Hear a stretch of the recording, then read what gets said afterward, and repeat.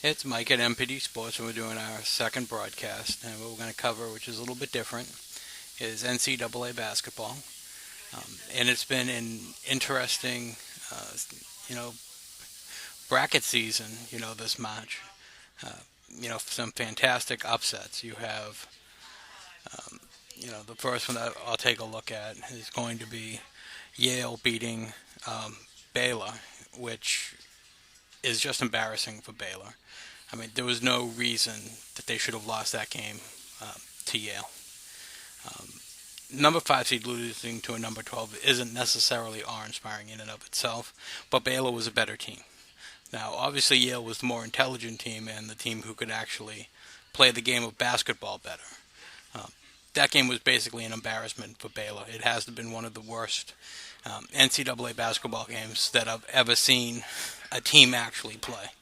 I mean, they didn't pass the ball. I mean, they were lucky if they passed the ball um, twice, and I'm talking about Baylor, when they would get down into the offensive zone. Basically, the only thing that they were really doing in the offensive zone was creating isolation for one player to go directly to the hoop, and that was basically how they were going to handle that entire game, and that was just utterly pathetic.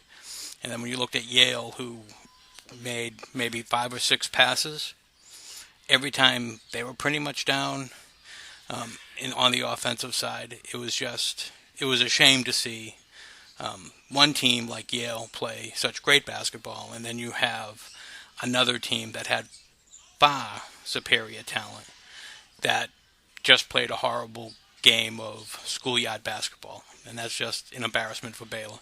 You go in, you have to want to look to win, and Baylor wasn't looking to win. They wanted to play schoolyard basketball instead of playing a more professional game of basketball, and that is why Yale won that game. The other one that I was watching, the Stephen F. Austin upset of West Virginia, I just can't get over how they ended up blowing that game. How West Virginia lost that bad. I mean, Bob Huggins, who I have here. I mean, that is a quality coach. That he really is one of the top coaches in NCAA basketball, and there was no reason for Stephen Austin to come in and win that game like they did. They blew their doors off, and it's just an embarrassment when you see these good solid teams just not step up and want to play. And West Virginia had the same issue. They thought that they were just going to do a schoolyard basketball game, get the best player the ball, put them out in isolation, and go to the hoop. Another just an embarrassing way to play basketball. And where you had Stephen F. Austin went in there, played a better game of basketball.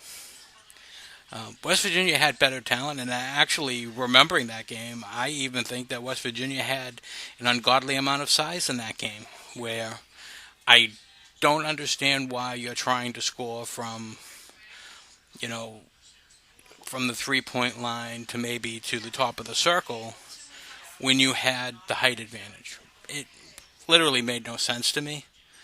Um, but it's just, what has disappointed me so far in watching a lot of the games, and these are like my two examples I wanted to put out. There's a whole bunch of upsets that happened this weekend, and that'll probably continue to happen because I'm doing this on Sunday at about 1:30.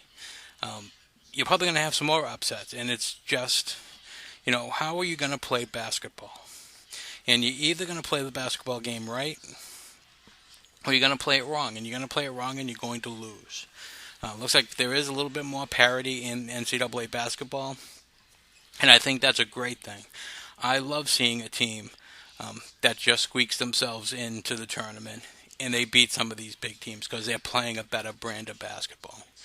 And I think we should be holding, some of these better colleges that are getting all these recruits that are able to do all kinds of things to help their recruits go through college, assuming that they make it through college.